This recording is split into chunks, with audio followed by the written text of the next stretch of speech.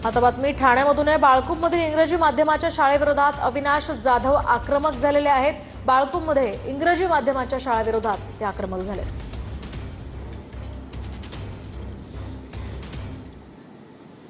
तोपर्यंत हे असं आम्ही यांना लादून देणार नाही एवढं नक्की। अभिजात भाषा असं म्हटलं हे खोटं आहे ही लोक, मंत्र्यांकडे काय ही खोटी लोक आहेत सगळी। ही आम्हाला फक्त आमच्या तोंडाला पाणी पुसण्याचं काम केलेलं आहे। आम्हाला अभिजात भाषेचा दर्जा द्यायचा आणि एका बाजूला दुसऱ्या बाजूला कटकारस्थान करायचं, हे कशाला करताय सरकार? या महाराष्ट्राला जर मराठी आमची आई आहे तर तिचा अपमान रोज रोज का करताय तुम्ही? ना तुम्हाला GR करायचे काढा ना आणि सगळ्या शाळेला लादा ना।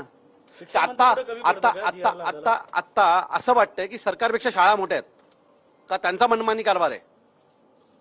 जर याच्या बाबतीत सरकारने योग्य निर्णय घेतला नाही तर शाळेंना भोगावं लागेल एवढं नक्की। बिझनेस सुरू झालाय की काय? 1.5-2 लाख रुपये फीस घेतात हे लोक, बिझनेसच आहे। आणि यात हे सगळे सरकारी अधिकारी आणि नेते मिक्स आहेत। याच्यात कोणाकोणाच्या पार्टनरशिप आहेत